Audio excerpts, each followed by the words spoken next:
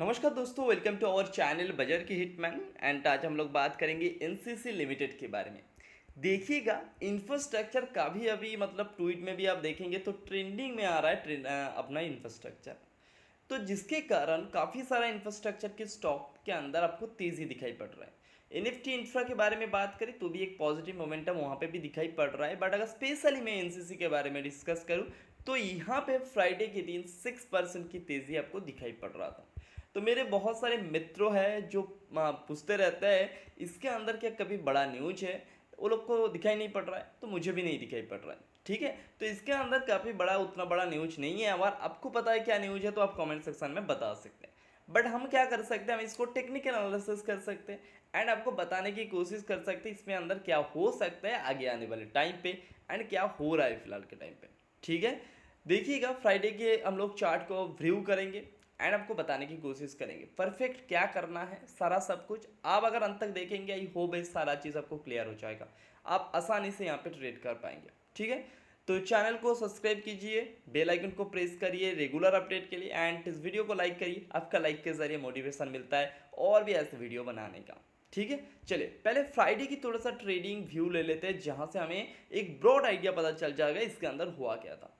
Open हुआ था 86.85। अगर मैं आपको पिछले यानी थर्सडे का ट्रेडिंग सेशन के बारे में डिस्कस करूं तो थर्सडे एनसीसी के अंदर अच्छा खासा तेजी हमें दिखाई पड़ रहा था इसे एंड में। मतलब जब बाजार खत्म हो गया था तब एंड में एंड में आते आते लगभग 2:30 से 3:30 बजे के अंदर अच्छा खासा तेजी शो कर रहा था एनसीसी। अचानक अच्छा खासा तेजी था, अच्छा खासा कोई बड़े प्लेयर ने खरीदारी करना स्टार्ट कर दिया था तो स्टॉक ने ऊपर लेवल पे क्लोजिंग दे दिया। ठीक है, एंड अगर बात करूं मैं फ्राइडे की तो फ्राइडे की ओपनिंग तो ज़बरदस्त होना ही था क्योंकि टॉप पे जाके क्लोजिंग सेंटीमेंट काफ़ी पॉजिटिव था, काफ़ी रिटेल उसको देख रहा था तो एएमओ में अच्छा खासा स्टे बाई वहाँ पे हो गया था। तो 86.85 के नियरली वहाँ पे अच्छा खासा एक बाइंग पोजीशन बने हुआ मतलब ओपनिंग देने के बाद स्टॉक ने जस्ट थोड़ा सा लो लगाया, कोई सेल करने का मतलब मूड पे नहीं था।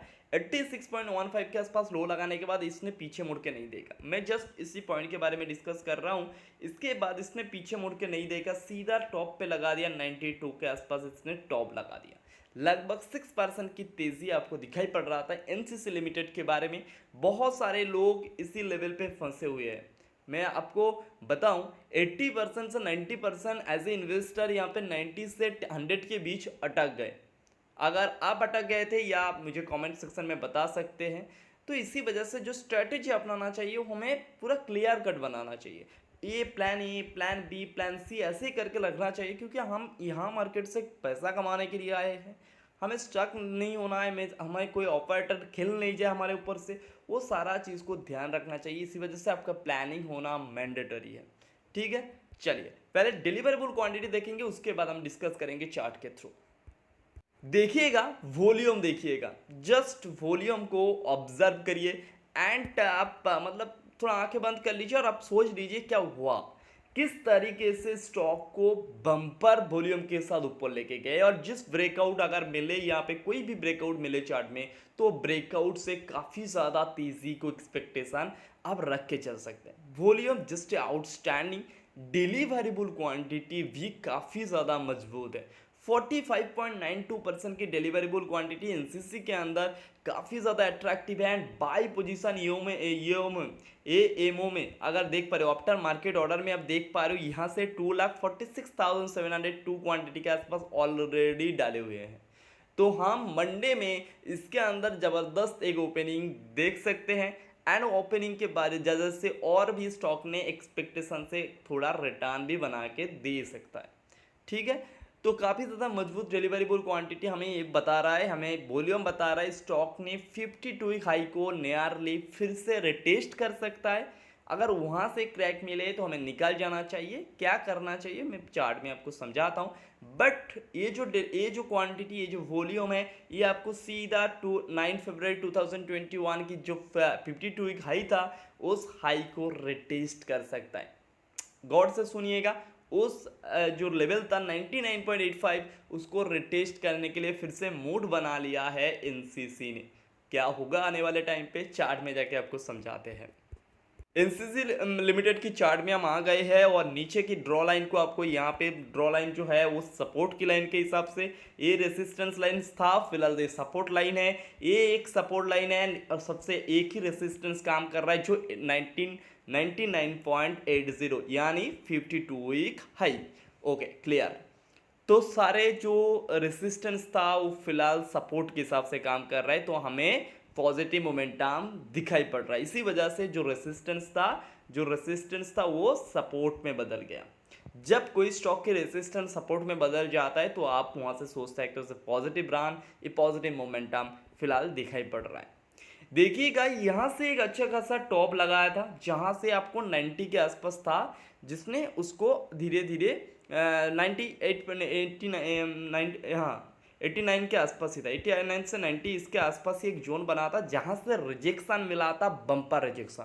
वहाँ से लगभग आपको 10% या 12% की क्रैक दिखाई पड़ रहा है, बट सपोर्ट लाइन को 1 time, 2 time, 3 time, 4 time, 5 time cross किया एंड उसी लेवल पे घुमा, उसी लेवल के आसपास ही था। आप देख पा रहे उसी लेवल के वो सपोर्ट लाइन के आसपास ही था, बार बार इसको मतलब क्या अप्रोच कर रहा था नीचे आने का, बट इसको अप्रोच करने नहीं दिया। ठीक है, बायर ने उसको अप्रोच करने को नहीं दिया नीचे की तरफ, तो उसको ऊपर धकेल दिया। एंड जो पॉजिटिव चीज़ है उसी जो लेवल था 89.50 के नियरली जो रेसिस्टेंस था उसको आल तो करके मतलब जस्ट क्लियर करके यहाँ पे ब्रेकआउट दे दिया। एंड वॉल्यूम देखेंगे, वॉल्यूम ऐसे ज़बरदस्त वॉल्यूम, मैं आपको यहाँ से करूँ तो आप देख नहीं पाएंगे। देखिएगा वॉल्यूम ज़बरदस्त है और ज़बरदस्त वॉल्यूम के साथ यहाँ पे ब्रेकआउट मिल रहा है, तो ब्रेकआउट को हम ब्रेकआउट बोल सकते हैं। फेक ब्रेकआउट की नहीं पता नहीं चलेगा, कल के अंदर हमें मंडे की ट्रेडिंग सेशन को देखना है, तभी जाके हमें पता चलेगा।